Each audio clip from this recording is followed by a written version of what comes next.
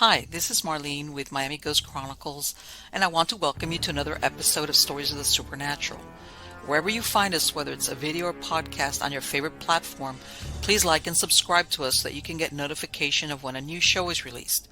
You can also find us on major social media platforms. If you go to miamighostchronicles.com, you can find links to the videos or MP3 files, which you can download and enjoy without commercial interruptions.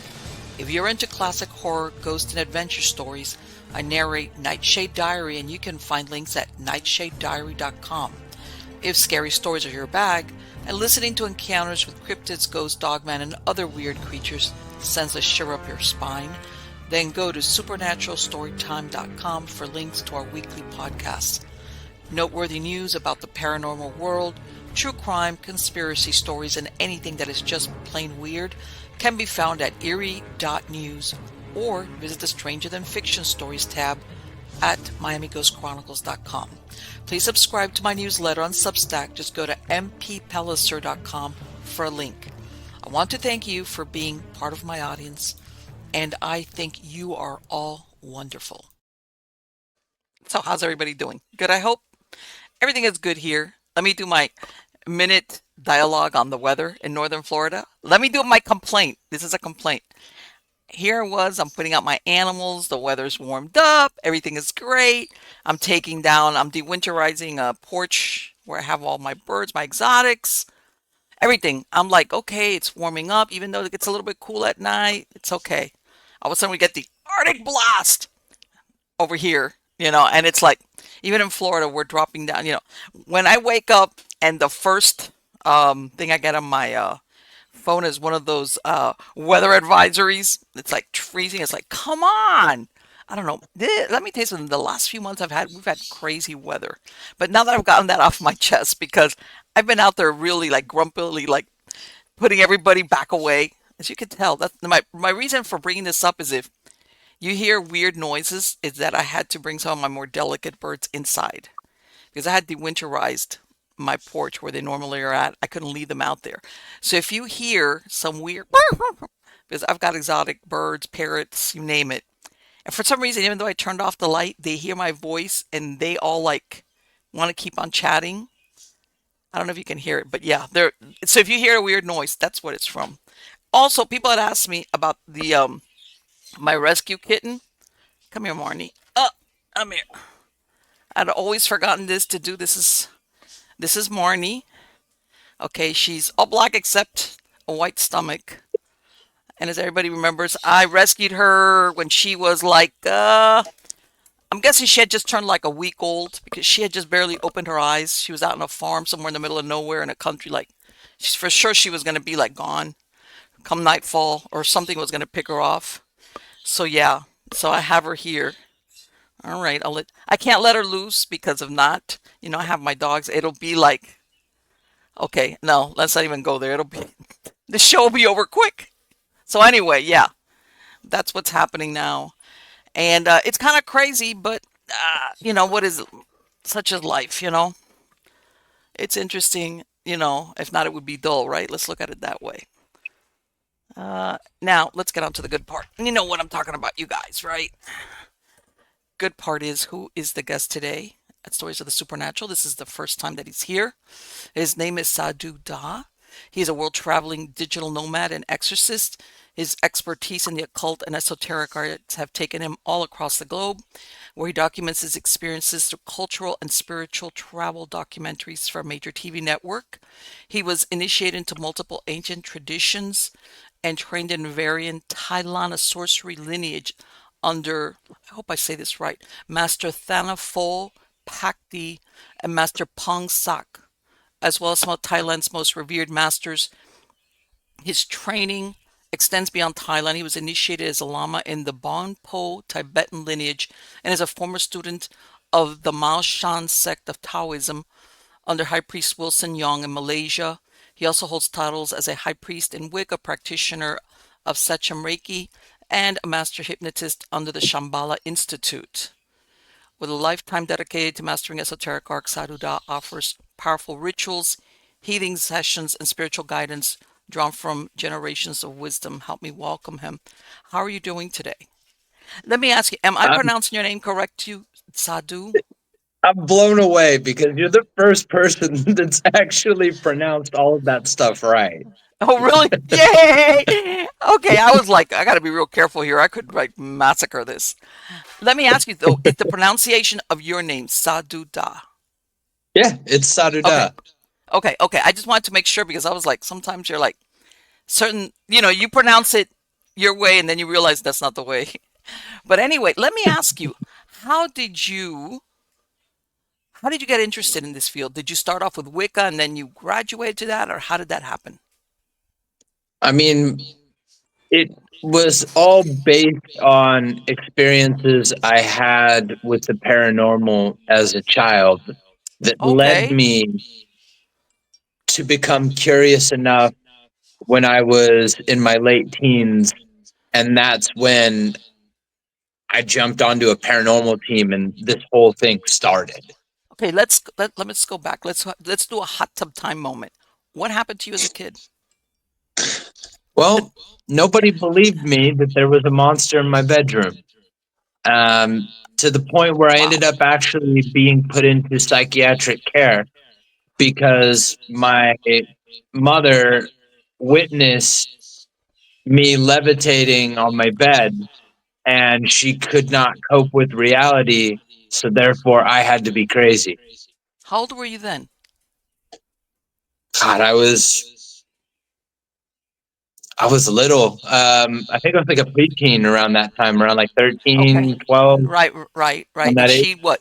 She wigged out. She was like, "What Well, is I that?" used to sleep with, I found, I guess it's just like, some instincts are just in you, but I found out later the importance of iron, right? Mm-hmm. But when I was a kid, um, I would always sleep with my door open Okay. because I would see shadows and my bed would levitate and Mm-hmm. I would have horrible nightmares, all these kinds of things. But what would always help me was sometimes putting this hammer in between the door because the door would slam if I didn't. Okay. Okay. And half the time, if I was lucky, the door would hit the hammer and it would stay like propped open. And then I Okay. could then I could get up and I could pathetically try to protect Right. myself, like I knew nothing back then. But one time when the door slammed, things got really scary, and I screamed out for my mother, Mm-hmm. and she came into the room. She opened the door, and she sees me in the bed, like maybe a good foot and a half, bed levitating up, and me a few inches levitated above my bed. Wow. And shock is a crazy thing. So my mother, staring at this sight, Mm-hmm. being a deeply religious woman as well, very Christian, Okay. she closed the door and walked away. I was about to ask you that. I go, does was your mom like? Did she have any religious belief? So basically, she was like, I can't cope with this. Is what it sounds like. It broke her mind, her perception of reality.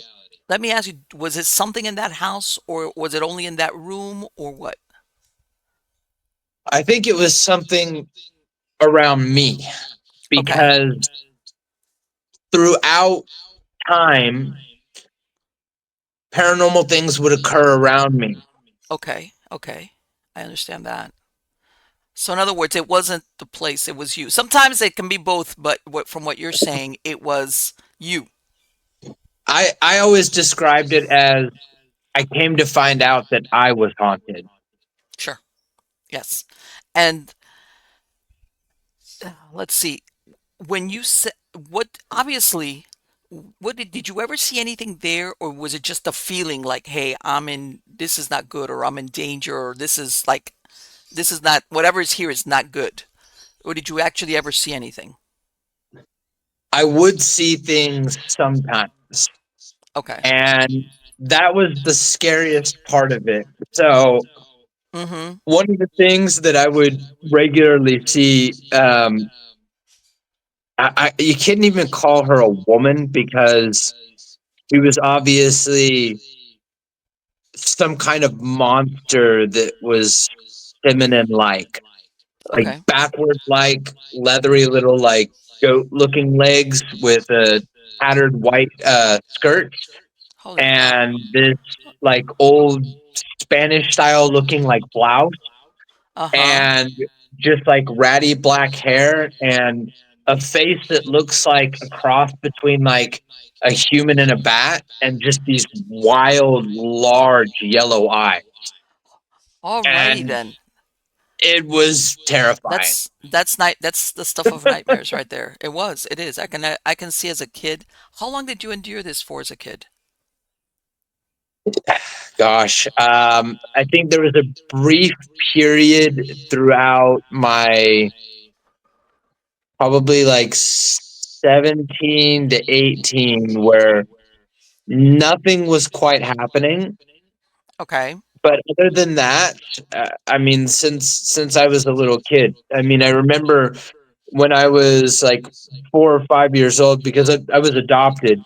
So when I was like 4 or 5 years old, um, I remember that like I would see people that were in a room Mm-hmm. that other people didn't see, and they looked Okay. like they were hurt. And when I Okay. would tell people about it, like when I would tell like the foster parents that I had or the orphanage I was at, like when I Right. would tell an adult or I would explain why I Mm-hmm. didn't feel safe, I would be told to stop making up stories. I would be told Yeah. that there's nothing there. And so I learned from a very young age not to talk about what you see. And Right. I Right. always thought that Everybody else either saw, other right? people, yeah, other people saw it and we just don't talk about these things, Mm-hmm. or I shouldn't be seeing these things. And if I talk about it, though, these things will get mad at me. So that was Right. kind of how it started when I was really little. And then when I was eventually adopted, which, my Right. mother, I was talking about my adopted Right. mother. So they were very much so hell and brimstone type Christian. So let me ask you something. The mom that closed the door and said, "That's it," she was your adopted mom, not your biological Yeah. mom. Okay, I Yes. understand now. Okay. Okay. So yeah, this was like, okay, this is real fire and brimstone. Hold on. All right. Good. Yeah. This is oh my God, this is something okay. So she just so what happened after that? What happened after she saw that? You said that what she sent you to a psych ward and what happened? I got put into a psych ward. I was considered to have delusions, and when I was in that place, I ended Mm-hmm. up getting, you know, as they do in some of these places, overly medicated. Yes. And that was one of the first times that I experienced like a takeover, as you would call it. Mm-hmm. And it was very interesting because as somebody who is now an exorcist, I can tell you from both sides of the equation, witnessing Right. and seeing. And Right. in that experience for me was not quite what you think in the movie. I So, know. do you understand the difference between like perfect possession, transpossession, and possession? Absolutely. Yes, I do. So, I was experiencing like overshadowing transpossessive states when I was heavily medicated in that facility. I was gonna ask you what opened the door to that, the medications. Right. The And of course, medication. that place is, I'm telling you right now, places like those, unfortunately, even regular hospitals are rife with entities, discarnates, whatever you call them, whether they're human or non-human. Yeah, take your pick, eeny, meeny, miny, mo. And I can see what you're saying that when they're medicating you off your gourd. So let me ask you something. When did you realize what was happening when it happened? Like you felt like the intrusion of another being, or was this something that later on they were telling you, oh, you were doing or saying this, and you're like, what? How was that I experience for you? I had this feeling every time it would come on Mm-hmm. that I was becoming less and less myself. Ooh. And then my perspective was shifting, and I was losing control of my ability to feel in the way that I understand feeling. Mhm. And Mhm. I think one of the interesting parts about like my instincts is it's Right. like I was meant to become an exorcist, because I would do things without realizing they were Okay. effective like tools. So one of the things I would do when the trans-possessive states would come on is I would I would bite myself Mhm. really Okay. hard until I drew blood. Um, I don't know if you can see, Yes, I but can see. Yes, you got the I, scars there. Yeah. I Yes, I can have see that. scars right here Yes. in my, because I would do it so much, and it would Okay. it that jolt to the physical senses It would would snap you like, snap right back.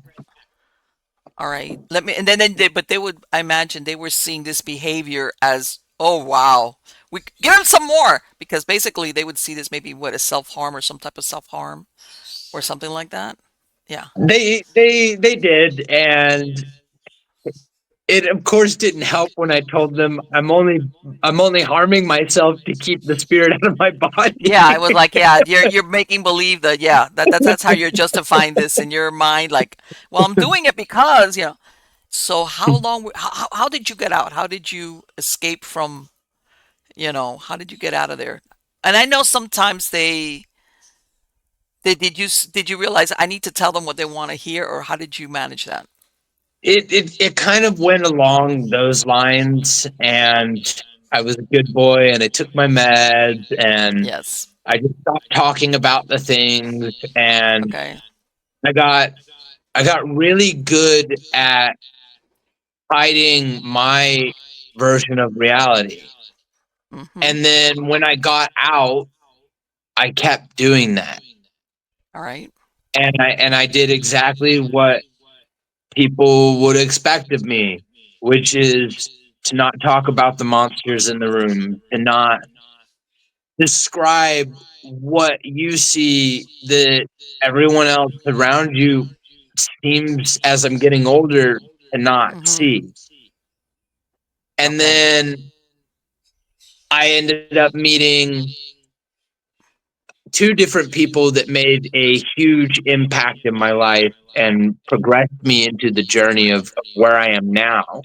And that Okay. was a Buddhist monk Mm-hmm. and a man that I don't even entirely know how to sum him up, other than he's kind of like a Mad Eye Moody meets Dean Winchester. Like, Okay. Okay. Okay. the dude's crazy, but he's a genius, and he's a warrior through and through. Okay. So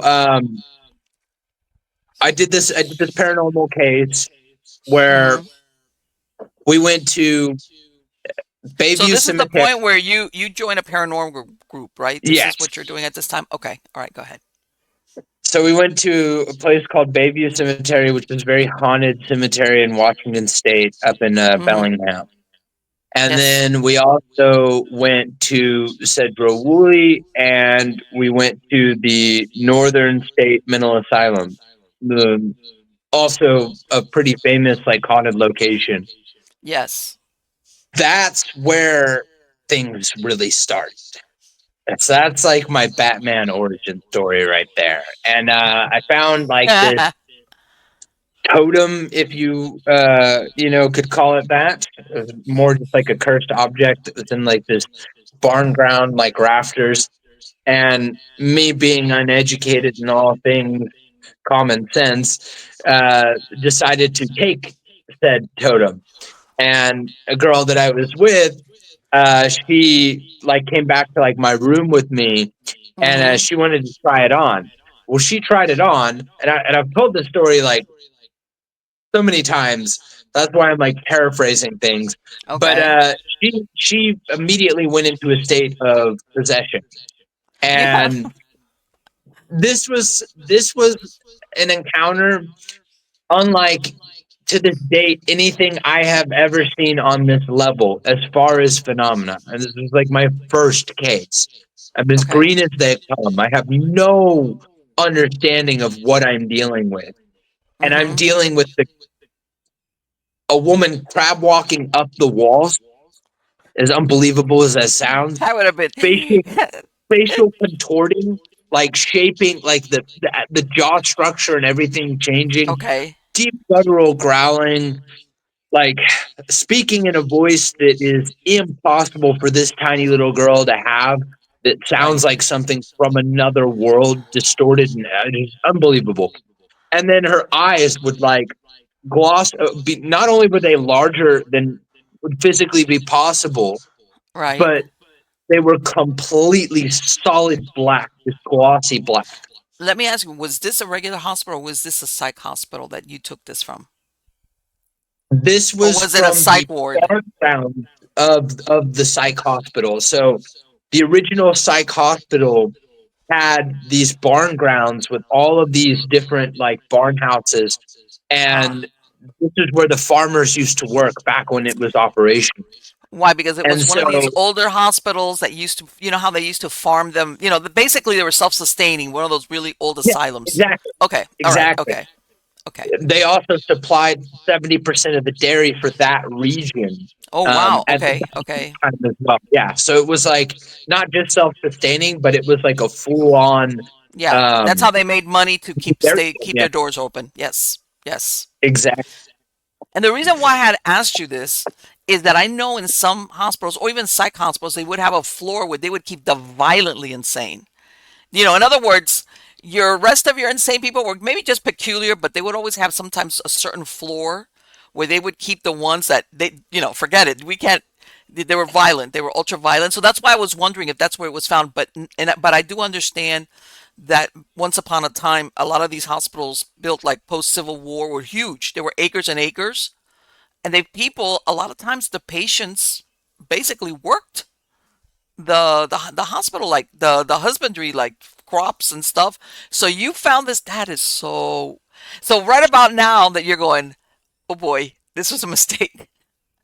Oh yeah, yeah, and so during the height of things, there was a moment where she came through, and she told me, she was like, my phone, sensei, call him. And then she like went back to like, kind of just Right. spouts out on the demon. And I called this guy, and it was like 3 in the morning or something like that. And I'm just Okay. like, you What don't do I know who I am. Yeah, what I do was I like, tell this guy? I don't expect you to believe me. I don't even know how to describe what's happening right now, because when he first Right. answered, he sounded really annoyed, and he was like, "What do you want?" And Sure. then like, I'm babbling like an idiot, and then I'm like talking like, just like, I don't know if you're gonna even believe this, but and then he's like, there was a shift in his tone, and he was like, "What's going on?" And so Okay. then I explained to him, as ludicrous as all of it sounds, and Okay. then his response was a question, an option. And Okay. he asked me, he said, "Do you want me to come over there right now and fix all of this and make it go away as if it never happened? And it would be like a dream that you wake up from, and you question if that ever really did happen? Okay. Or do you want to be left to your own devices? I'll give you some help. And if you get in over your head, I will come. But if you can handle yourself for a little bit, I'll answer everything you ever wanted to know about the paranormal." Oh, when you were like, So hmm. I'm like terrified in this Yeah. situation. I mean, I like very much so, just like, if you could even call it paraphrasing, just kind of hit on some of the phenomena that was occurring. But like, really, there were such unbelievable things happening in this room Mm-hmm. that to sit there and talk about the entire story of what was going on, we would take a couple of hours, and I've done that in podcasts before, where I broke it down detail by detail. But what's more interesting is where we end up. Let me So ask you: was it what took her over? Was it? Do you think it was human or a non-human entity? What was? no, it was a non-human malevolent entity. Okay. Absolutely, yeah. Some would even prefer the term demon for simplicity. Yeah, I know. But You know why I don't use demon, because it's a very loaded word, and I there are agree. others. There are a lot of non-human stuff there that don't necessarily fall into the demon thing. So, but that's why I use that word, because it's like I'm gonna leave that open for him to kind of like say what is it really. Now, let me ask you. I must know. What did you tell him when he asked you that question? Is it A or B? You want me to go over there and So make it? I told him, because I came from a background of the paranormal, so like Okay. I wanted to understand, I wanted to know things. I think Okay. for there to be any chance of me ever being okay, Mm-hmm. I had questions I needed answers to. Okay. And I wanted, through this experience, part of me wanted to be the one to help her also, because not on that extreme level had I suffered in the way that she was in that room, Mm-hmm. but I knew what it felt like to be alone, to be scared, to have something preying on you, and to be defenseless. I Okay. knew what that felt like, and I didn't want her to feel that way. So Okay. even though I had no idea what I was doing, which is also really freaking foolish, and I would not tell any, random person to just jump into the storm, right? Right. Exactly. There are consequences of these things, 100%. I've seen people meet their ends in this field, unfortunately. Yes, they do. But I wanted to help this lady. So I told the guy, I said, all right, like, what do I do? And so he tells me to start looking up sigils, and he gives me a couple of prayers, and then he just leaves me to my own devices.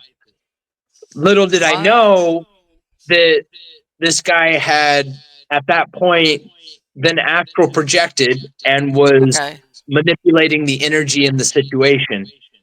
What I Okay. came to find out afterwards was this guy was actually a very high level master, and he was Mm-hmm. very, very educated in the paranormal, and did make good on his promise, But at that and point, you're did come thinking, in man, there. this guy has left me high and dry. Yeah, Here I am. and that was the point. That was my trial by fire, Yeah. was to see what I would do, right? Okay. To give me the illusion that all things could go wrong at any point. And what I did find interesting, there were little things I picked up on later, which Okay. was every time, because I invited one of the other guys from the paranormal team to come over, and he was just as perplexed as me. And we fought this thing for 7 days. We even took her to a Catholic church at one point, and Okay. she ended up. This is one of the craziest parts about the story. She made a priest call the police, I believe it. Yes. Yes. Yes. and this Yes. priest was cowering in a corner. Yes. Yes.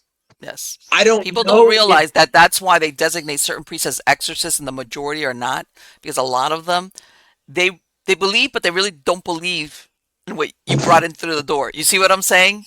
When all of a sudden he well, was seeing this, he was like, they yeah. were holding mass, and Oh, we just kind of like I'm not Catholic. I've never done that, before. Like I didn't really know how all that works. It's just seen in movies and stuff, right? So it's let like, me tell you. I have a Did you clear the literal. church? Did you clear it? Did everybody just like, holy, what? All right, I They, bet. they made everybody leave the church, I bet. You so they see? they, they actually like like evacuated. They made everyone Nah, leave. nobody would have asked me to leave. I'd be like, So, what? Okay. Okay. so So, we were okay. So like, we're here like, this oh, this priest is is like, holy no, ground. you, right. He's like, man, this is I'm gonna because let me ask you something. Did she, out of curiosity, when you brought her to the church, did she start behaving worse, or or was it the same? She was playing it. I mean, and when I say she, I mean it, right? Okay. Was playing everything perfectly. All right. So before we get over there, she tried to wreck the car. She kept going for the steering wheel and tried to drive us into oncoming traffic.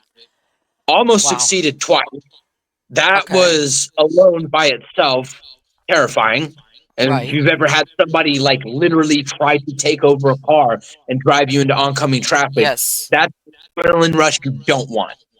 Sure. Of course. So That's we get there, and then she's like begging and pleading not to walk onto the church property.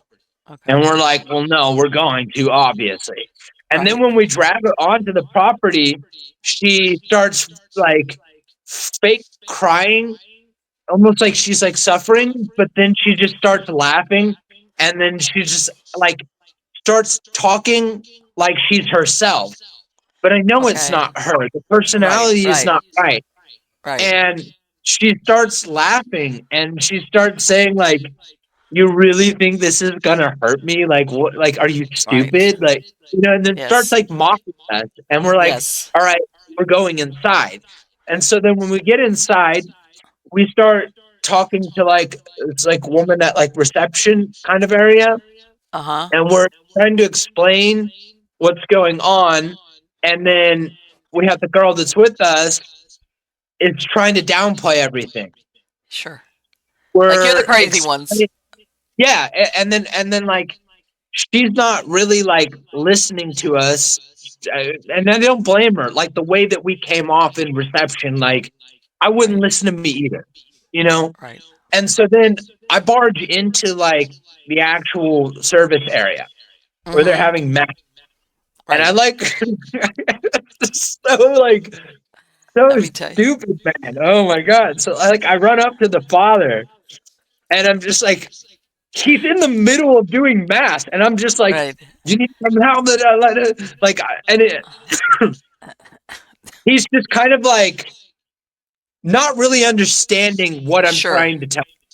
Right. And so I Exactly. literally drag this man by his robe, Yes. No. No. He's like this is an bring emergency. him Right. out, and as soon as I bring him out, like there's some people that are coming out like from mass, other people still in their sitting. Most people are Right. still in their sitting, and as soon as he's face to face with her, and he's like, Right. sitting there telling me he needs to get back. This can wait. We'll talk later. Blah blah blah.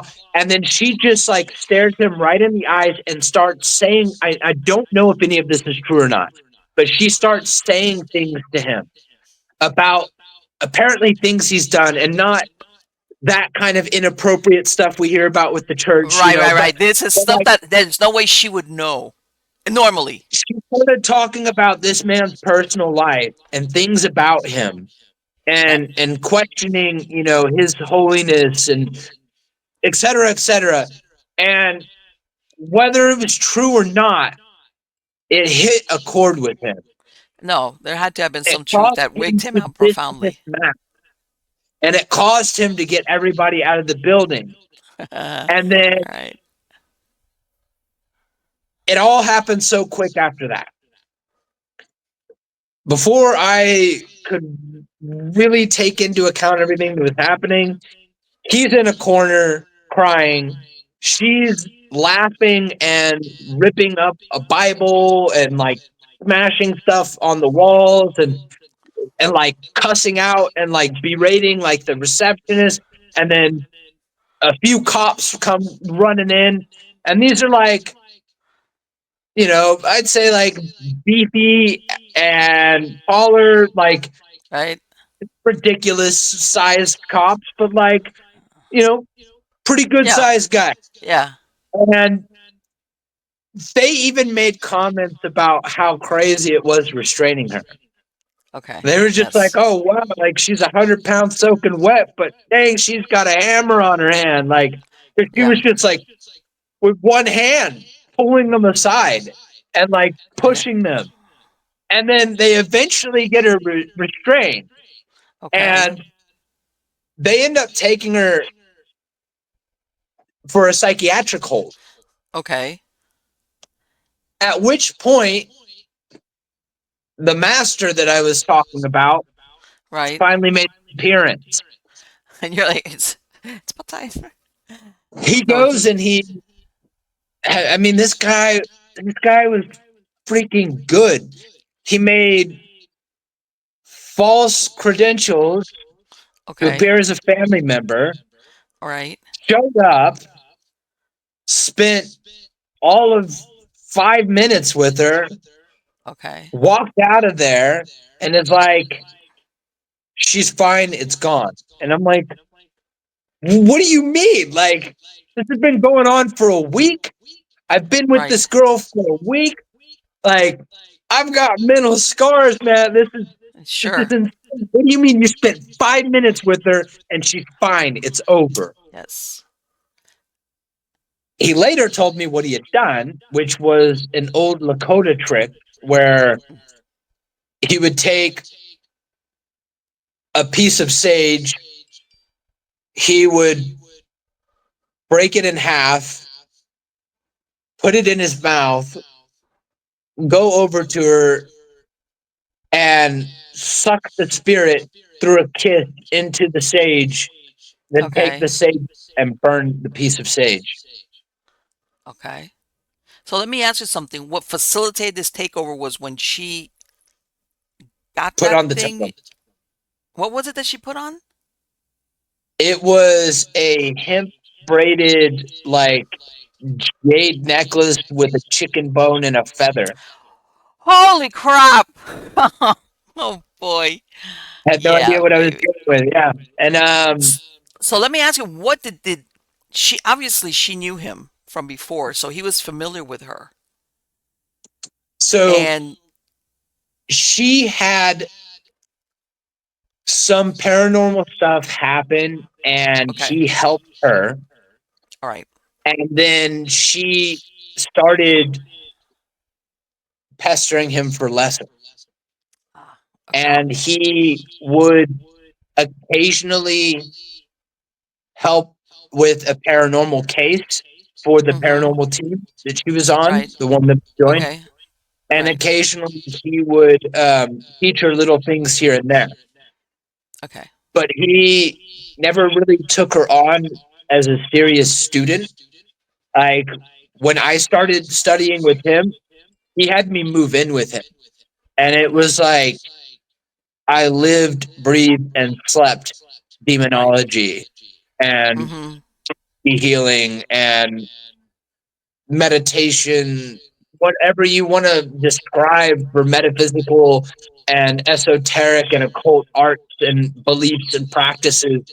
It was just Okay. rammed down my throat. Okay. So you started to understand, like, in other words, now you were shifting to the other side. You were, Yeah, instead I of would being on ask, the receiving end. and he would answer all of my questions Okay. with an Okay. Eastern and Western perspective, which Okay. was, to this day, it is absolutely invaluable for me now having that drilled into me to be able to look at things with an Eastern and Western scope, to be able to explain for people on either side of it what's happening for wherever they're coming from belief wise, and also to objectively look at the situation and see what the West missed or sees what the East isn't quite saying in a clear way. So I'm going to ask you, what happened to this girl? She just like, it's like, be on your way. I hope that whatever you do, don't do that again. Don't put on stuff. Because I know Fine. there's some. He's fine now. Okay. That All right. was, let's see, like 13, 14 years ago. Okay. That's good. That's good. Because, So yeah.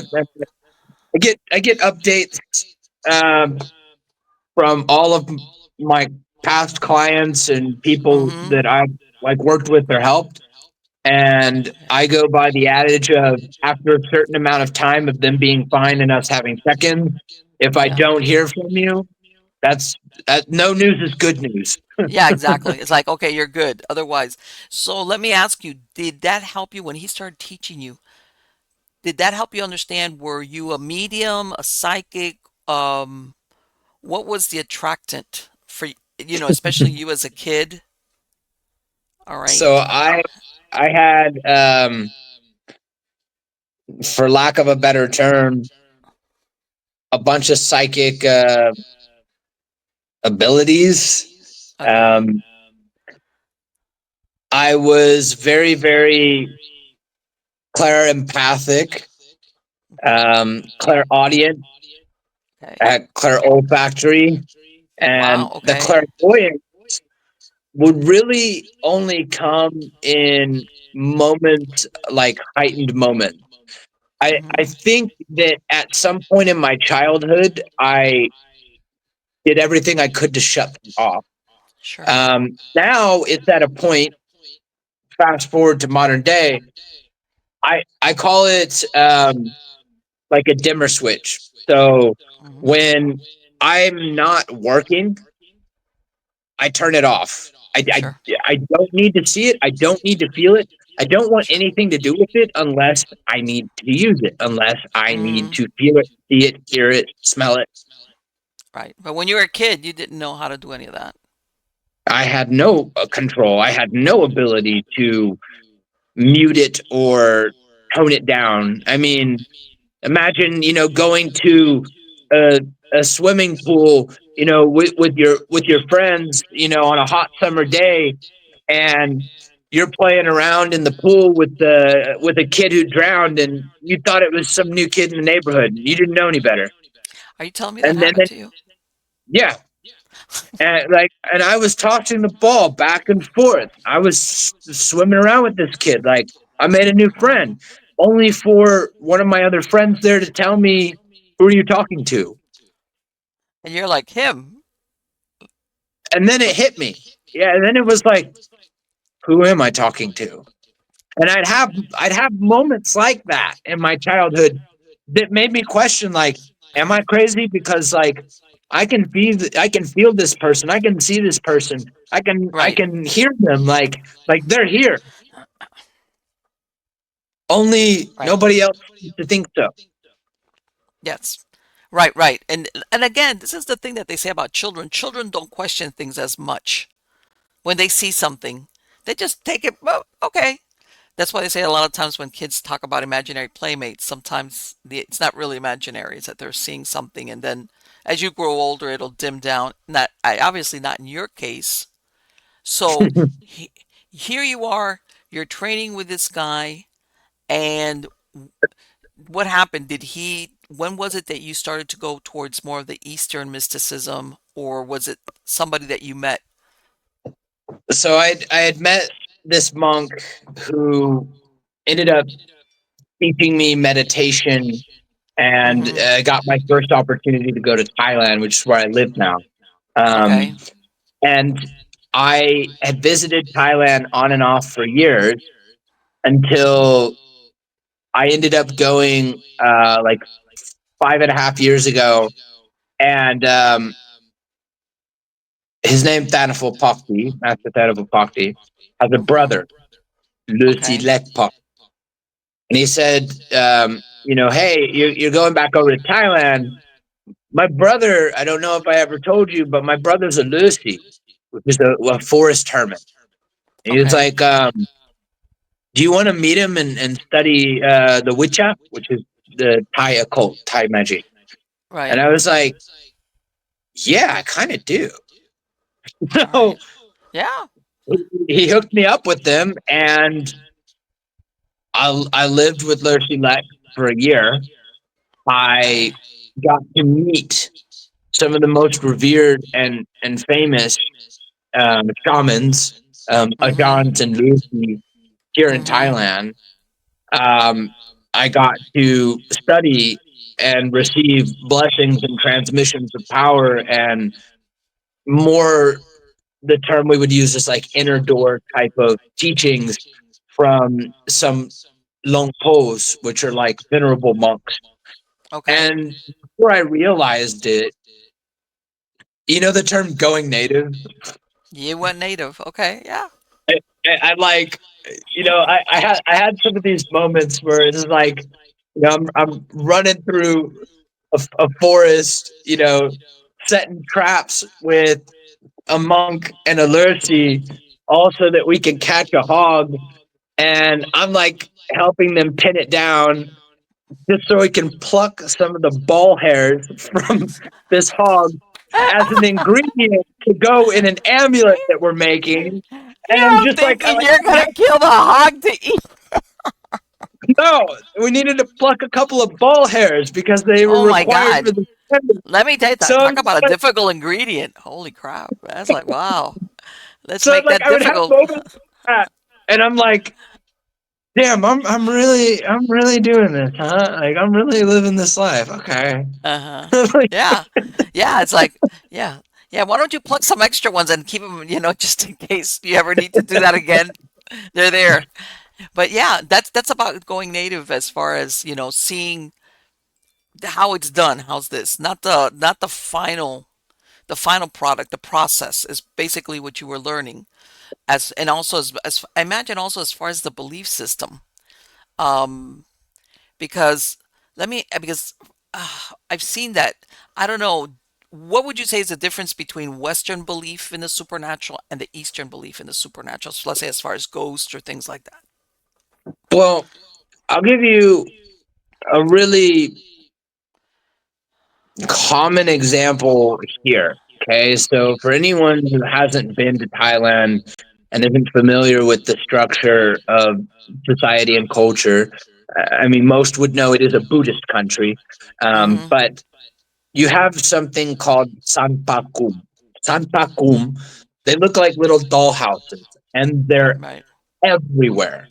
Right. You can't walk down a street without seeing one. Every house has one. Every government building, post office, bank, hotel, everywhere you look, you will see a sanpakum and little Okay. offerings. And they're to pacify the wandering ghosts, the lost spirits.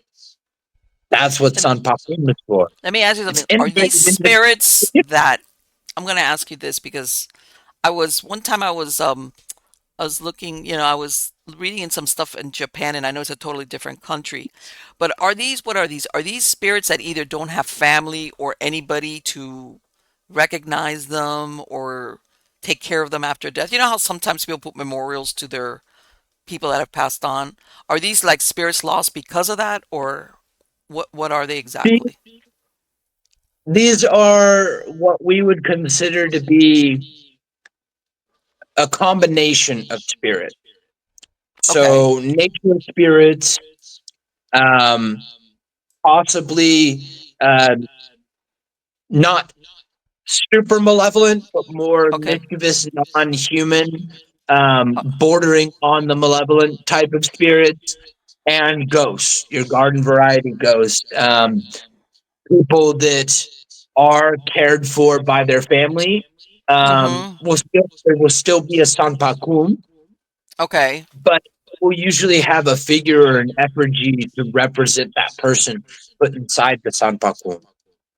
Okay. And what is it? Is it like, how in the West we look at ghosts as either people that died violently or by their own hand? Is that also an ingredient in the spirit doing Oh that? yeah, Like, okay.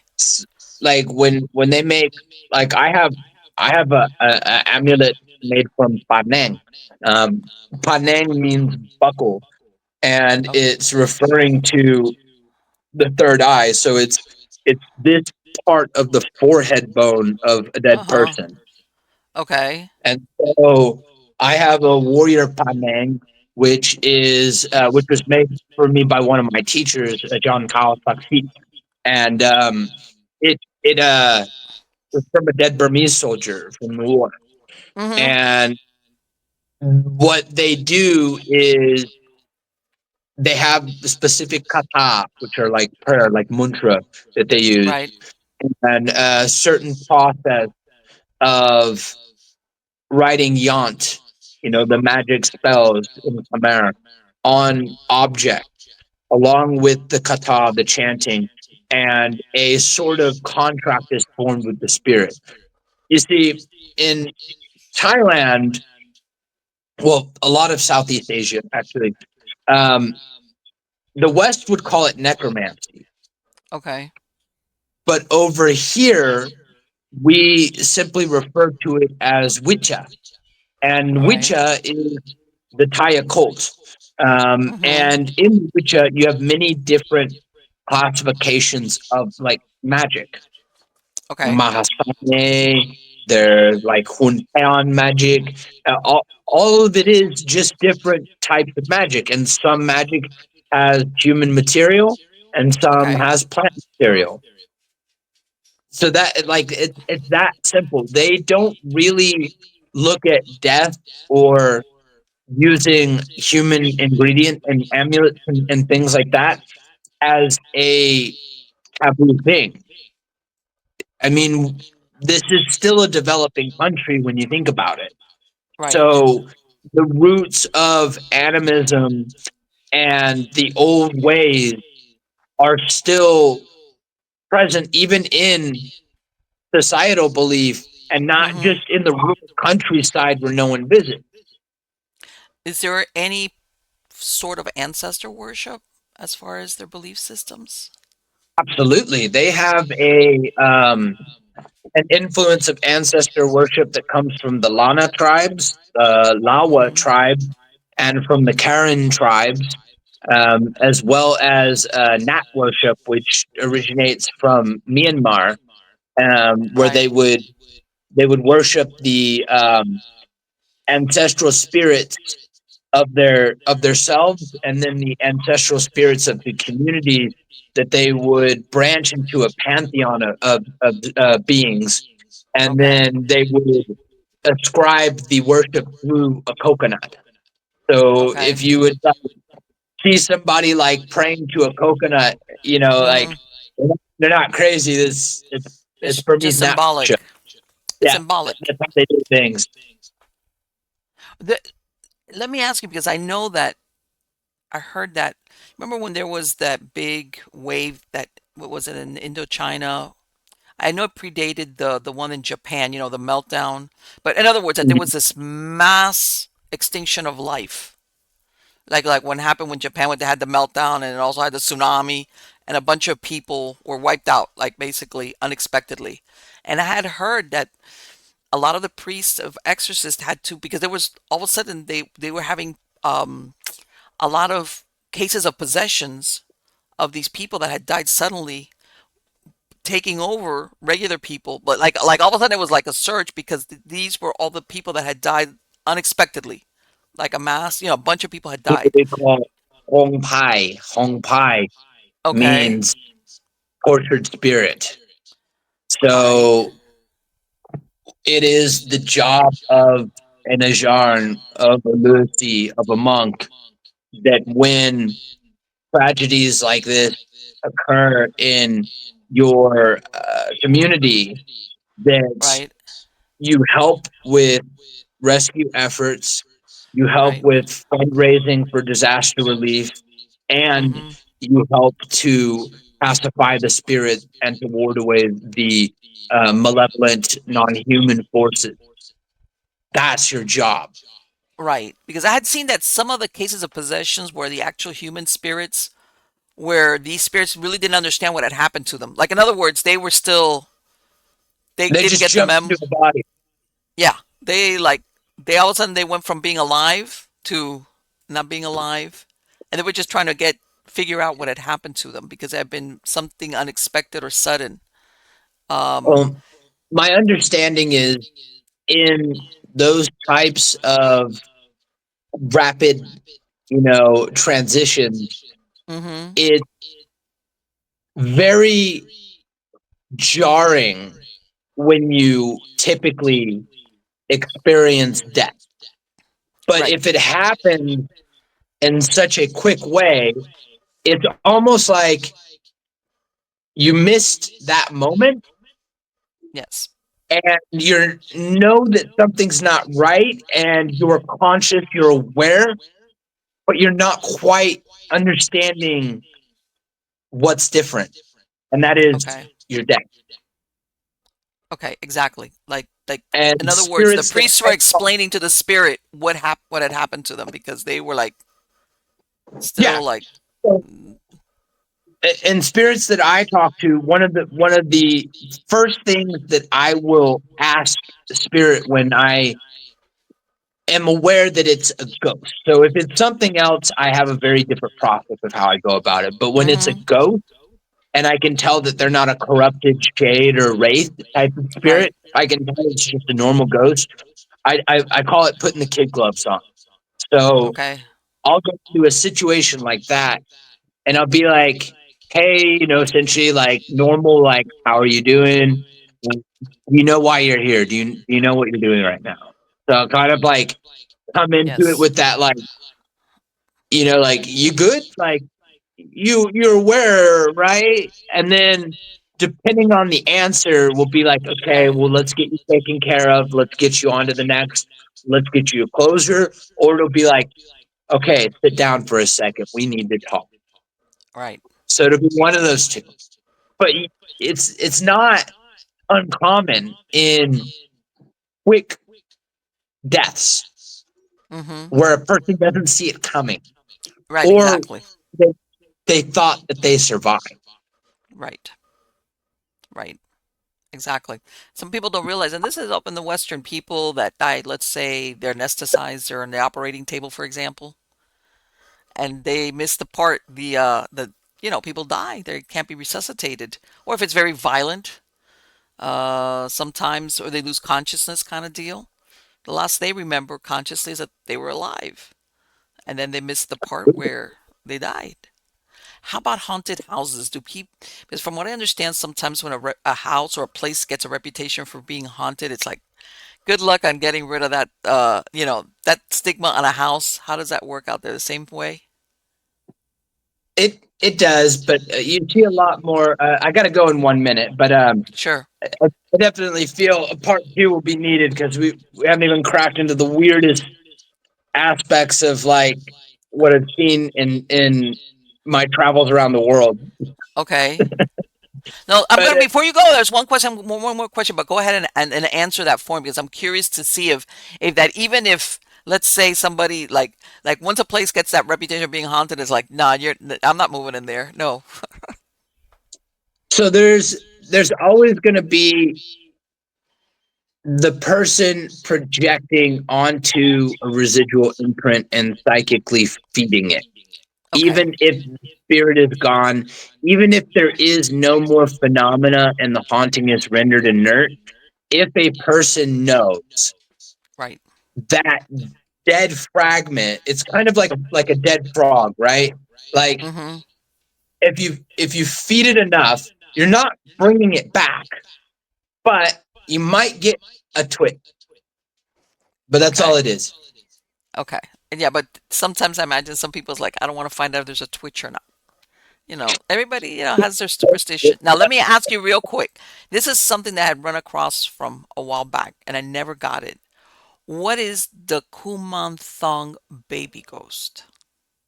What is Oh that? my goodness. So these are, man, that's not a short one. To paraphrase it, it Mm-hmm. is the spirit of a baby that died shortly after birth or in the womb. Okay. And parents would often have someone like myself, an Mm-hmm. Ajarn, do a specific process which Okay. would then turn their dead child into a spirit that they can raise through offerings, and Okay. that child will then take care of the family. It's like the most Okay. simplified answer I can give, but um, we definitely have to go in depth at some point Right, right, again. right. Okay. I wanted to ask you that because I had run across and for something else from a while back, and sometimes when you're not from that culture, you really don't understand like how did how does this signify that? Let me ask you for Yeah. my podcast listeners, what is your website? It's www.thesadhudah.com. Right. And I'm going to have a link in the credits of the show. And I understand I will be recontacting you because we have to take up this conversation, okay, again, Yeah, because this is very, very interesting, okay? yeah. And There's some shocking stuff I want to share with you about what I saw yes, in. yes, Yeah, a yes. lot of things. Shocking is good. Don't worry. What's the worst? Like I say, like you hold tight. It's like, here we go. You know, when the roller coaster that you're about to crest it, you're like, Yeah. oh, okay. Don't worry. I can handle it. I will be contacting you soon. Thank you so much. Thank you. It's been a pleasure. Likewise. Take care. All right. Bye. Bye bye. I love it. I love it. I love it. I love to see the perspective from different angles, from different cultures, from different parts of the world, because it opens our minds. It opens our minds to that, you know, for example, I want to say worldwide for most cultures across the world, and even be before that, and, like predates us, ancient cultures or even existing cultures from different parts of the world, everybody, there's always a fear or a precaution against the dead coming back. And when I mean the dead coming back, I don't mean like a vampire, even though that there is fear of that. I'm talking about the ghost of someone coming back.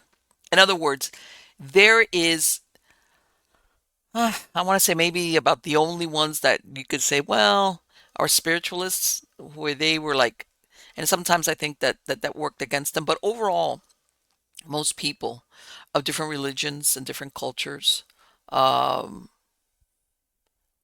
were like, in other words, there was always a universal recognition that the dead have no place with the living. In other words, there was always the thing like, no, I don't, once you're dead, yes, I'm not saying about forgetting somebody, and God knows there's people, that even in some cultures, they have ancestor worship, or they have, even here, um, people will go to the cemetery, or they have memorials, or whatever. There's a difference between remembrance, and there's a fear of, I don't want this, even loved ones. I don't want this person. The dead have no place. The spirit of a dead person is like not a good thing when you're living somewhere. And especially, and if, let's say, which is why I asked them that about the haunted place, even when you move to a place or even work in a place that's got a reputation of being haunted, because how can I tell you, that base reaction that we have, that I want to say, even before you really understand where you think this is the source of this occurrence, whether it's something you hear, you smell, or you see, or something, whatever, that it comes from a source of a spirit, there's something in you that's like, this is not good. This is not good. Because you understand, any spirit that is trapped in this plane, this is for us, the people running around with a skin suit on. All right. Once you don't have a skin suit, this is not the place for you. Some people say, yeah, you could visit, but if you're trapped and you're doing what you're not supposed to be doing, or stuck, like either voluntarily stuck, or like what he was describing, maybe somebody that doesn't quite remember or understand or want to accept that they're dead, this is not the place for you. And we, as the living, understand that on a very basic, primitive level, right? That once that person is deceased, if they come back, that's not like a good thing. All right, that's not like. As a matter of fact, I want to say most of the time when people do see the spirit of somebody deceased, about the only time they don't wig out is when they don't realize that what they're seeing is a ghost. Because sometimes, if it's an apparition that's very solid, in other words, they're thinking that what they're seeing is a real person, and that's why they don't wig out. But once you know that that person is deceased, even if it's a family member, or there's something about them, whether they're in the death state or that you could just see this is not a solid, real person, your first reaction is your initial reaction is, oh crap, what? Because we recognize that. We recognize this. This for us. This is for the living. This plane is for the living things. All right, and also what I think a lot of us understand at some level is that when you have a spirit, I'm not going into non-human here. I'm going into human. When you have a spirit of a human being that's trapped on this level, what happens to most spirits is like what happens to humans when they're in a great place out of the presence of the divine, out of where they should be. You become frustrated, you become angry, you become like the worst version of who you are, because we're a mixture of good and bad, you know. And usually if you have a conscience, you do battle with your worst instincts or things that's like nah. But in other words, you all your worst shortcomings, you become that.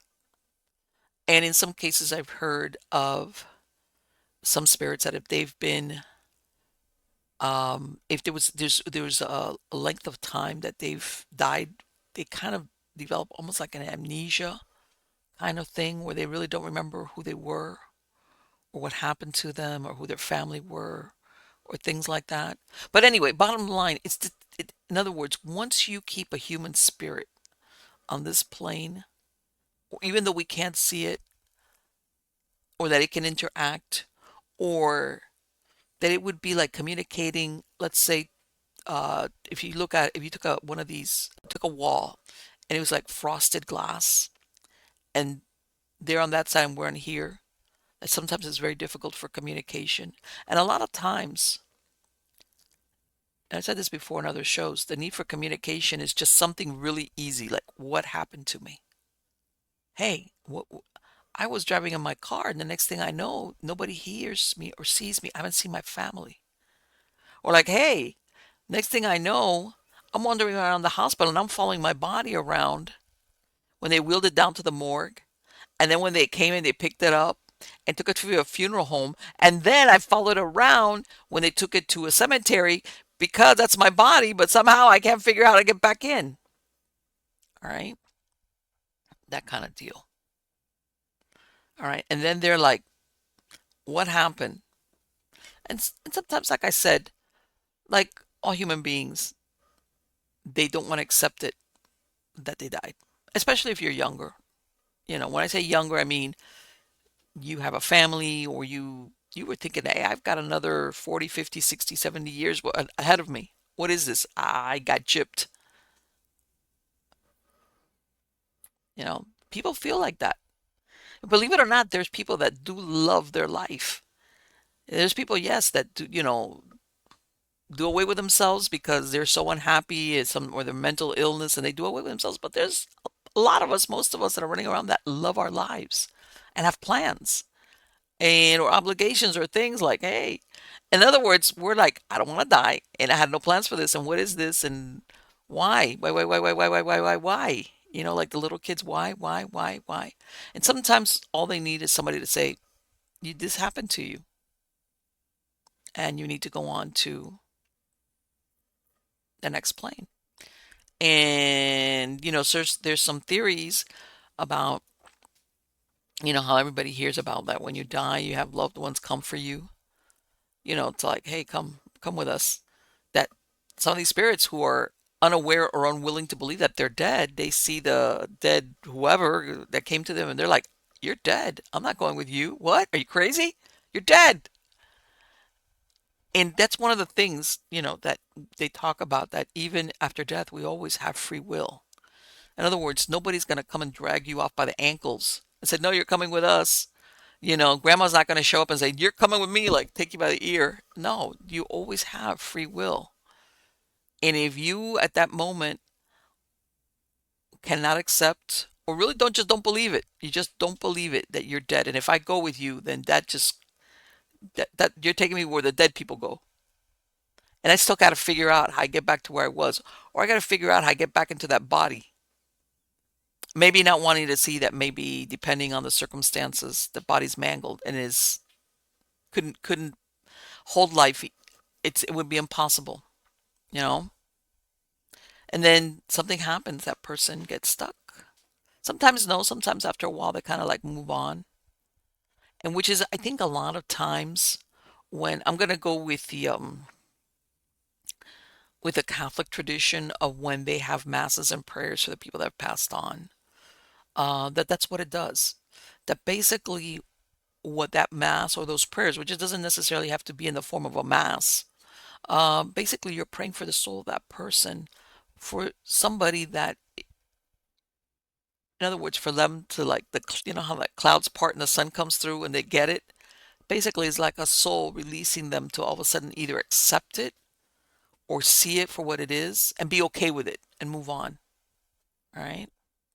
So it's not like you're stuck here and you're stuck forever and ever, especially if you have, or like what he was explaining. Did you hear how he's talking about, like, it's a human spirit? I explained to them, hey, this is what happened to you. And now, guess what? You have to move on to where your next stop is. This is not it. This is not it. So, I think it's so interesting. I gotta have him back, man. I gotta hear his stories. His stories were great. That story was fantastic. How he's having these experiences as a kid. God, I feel for him. Let me tell you something. I feel for him. That's got to be a difficult thing. And at the same time, how's this? What his adoptive mom did, I don't agree with that. Never could agree with that. But at the same time, I can kind of see how she would have been like totally, to be honest with you. And I don't know, I'm talking as a mom. If I open that door and my kid is there, I'd grab my kid and it'd be like, nobody's taking you. Get off. You're not taking nowhere. Come here. Nobody's taking my kid nowhere. Nothing. Nothing's doing anything to him. All right. And good luck on anything trying that crap.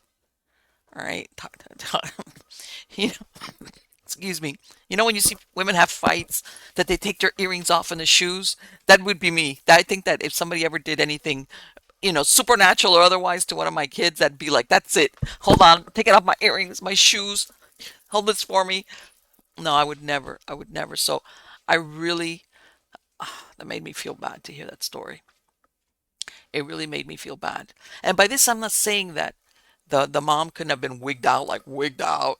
Like, okay, come on. This is stuff like what? Um, and you know what I think is really interesting, and I've run across it in my investigations through the years, where his mom was very heavily religious, and even when he showed up with his girl at the church, that the priest is like, you know, how's this?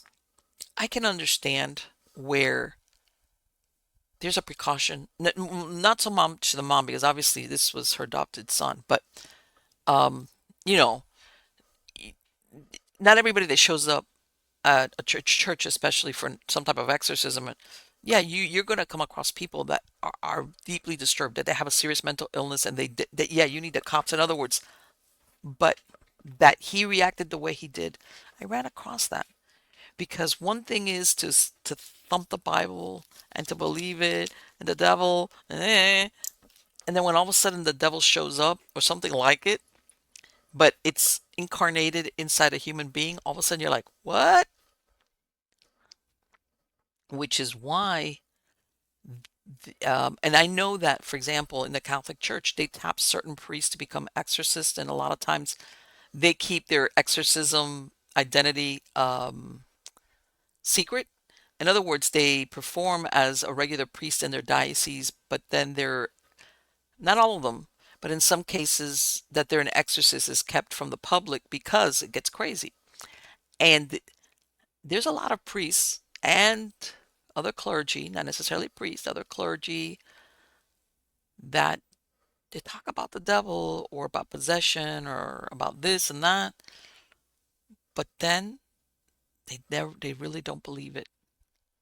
Or when they're confronted with it, it's like they wig out and it's like, wait, whoa, whoa, whoa, whoa, whoa, whoa, whoa, hold it.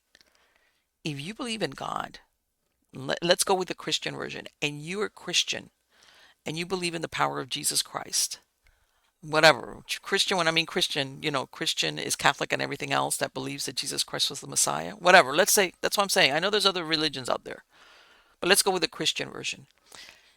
If you believe this, even if you're not an exorcist, you should be like, hell no, hell no. Like, this is when you stand up for your belief system. This is when you find out, do you believe what you believe or not? All right, which is the supremacy of good over evil. It's that simple. The supremacy of good over evil. That good will triumph over evil. And unfortunately, a lot of these spiritual leaders or priests or whatever they are, and it could be a minister, it could be anybody, they fall short when they're confronted with something that even smells like it's a supernatural. They like, no, no, no, no, no, no, no, no, no, no.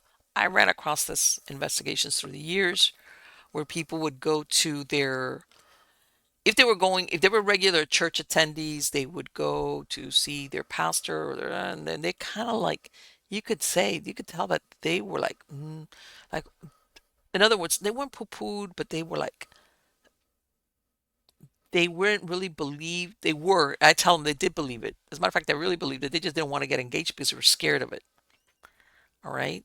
Or even if, let's say, they weren't churchgoers per se, but they had some type of religious belief, and they would go to the local church. Again, whether it's a Catholic church or any other, Christian church, whatever, Methodist, Episcopalian, whatever. Oh. And they would bring this subject up, let's say a haunting. Let's say they realize something's going on at home, something. Or even with their teenage kid. In other words, instead of this person, which by the way, this is what they're supposed to be. Yeah, they should have the spiritual angle. All right. And by this, I'm not saying feed into somebody that's got a mental illness, because it gets more complicated than that.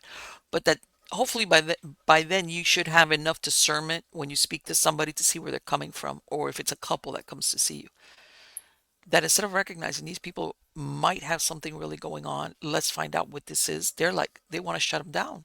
They want to shut them down. And anybody that's worked with a paranormal group that's been together for a while, I guarantee you, take it to the bank, they will have come across more than one client who's been shut down by some type of religious person or church or anything that they came to initially for help. Guaranteed. Guaranteed. To the point that they're like, that sometimes that's how they end up calling the paranormal group. In other words, they're thinking, I need help from a religious spiritual angle because I know, or I fear that this is not like the regular stuff. So I'm going to come to you, because they end up with a paranormal group because that's it. They already went the route of a spiritual, because they understand at some level that the problem is comes from a spiritual level, and only somebody that supposedly is versed in spirituality and in protection and things of this nature is going to understand or know how to deal with it, right? And a lot of times they find themselves, I'm not going to say they're called liars, but there's more than one way to just be dismissive. And where was it? One time I was reading, God, what story? Anyway, this person or this family, they were having problems, and they went and they were some type of Christian sect. I can't remember. And the pastor held prayer meetings, but from their church, wouldn't come to their house, had prayer meetings and all this, whatever they were doing at their church, but he never came to their house. Why? Why? Why wouldn't your belief system be so strong, that you felt that you couldn't come to somebody's house? Unless there's something that you realize, okay, we're dealing here with somebody with maybe psychosis, some type of mental illness, Maybe they're taking drugs and, they're untreated mental illness, they're hearing voices, they're seeing things, but this is not really a problem of the supernatural. This is more this person has an undiagnosed or untreated mental illness where they're hearing and seeing things. That's different. That's different. I get it. I get it. But from what I understand that story I was reading, it was like, no, the pastor knew absolutely that what was going on was supernatural in origin, what was happening to that family. And it was like, yeah, we'll pray for you here in the church, but no, we're not going over to your house. It's like, all right, okay. So there's limitations on your belief. There's the conviction. Your conviction is what? I don't know. Let me get off my soapbox.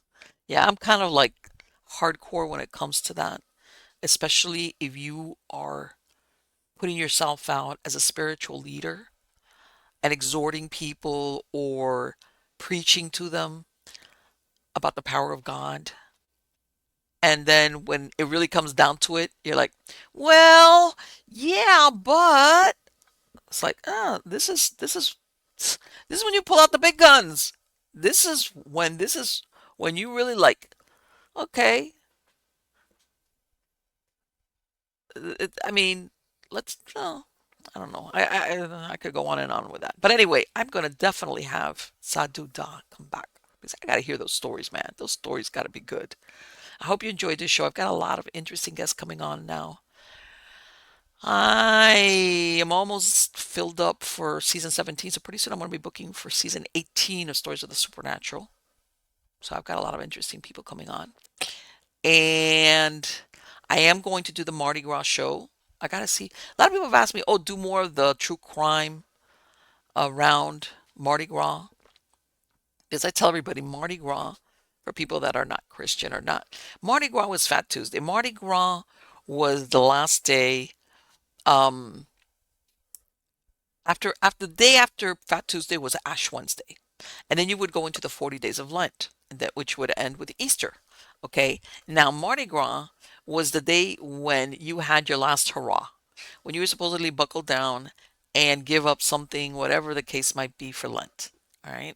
And if you go through some of these stories, Mardi Gras, you know that saying about what happens in Vegas stays in Vegas? Well, it was like people would go hog wild and do some really weird or deadly things on Mardi Gras because of like all the things, too much drink, uh, too much of a good time, being with the wrong person at the wrong place. So I don't know. I don't know what direction we're going to take the Mardi Gras show in, but I am going to do the Mardi Gras show with my wingman, Henry.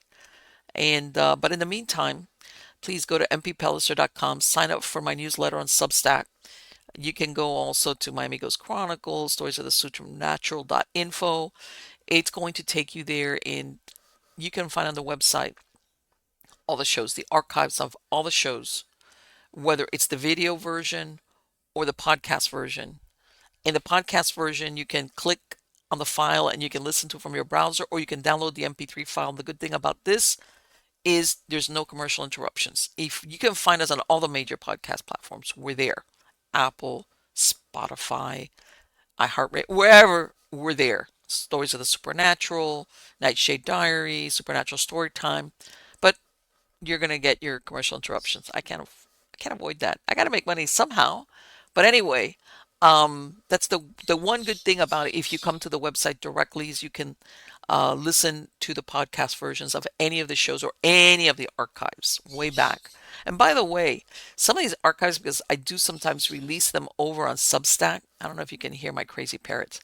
Um, this is not dated. These are not interviews that you could say, well, that was like 3 years ago, Marlene. No, because sometimes I listen to them again, and the stories are just as interesting. The interview is just as interesting. It's just as fresh. It's not like a dated thing, like let's say the daily news, that you're like, okay, well, that was last week's news. No, these stories are really just as interesting as they were when I originally interviewed that person and what they were talking about. Believe it or not, and I have found out, but sometimes I look and I say, you know what, let me look up this person just so that I could ask them to come back on again 3, 4, 5 years. Because I do have lists of all my guests. I've found out that I've lost some of my guests have passed on. And they weren't really that old. It was like, what? I don't know. I guess we kind of live in this delusional everybody lives forever kind of deal. It's like, what? But anyway, all right, guys, thank you again for being part of my audience. You're all wonderful. Come back every week. Like I said, it's interesting times that we live in, and there's a lot of interesting people to talk to. So, till next time, take care.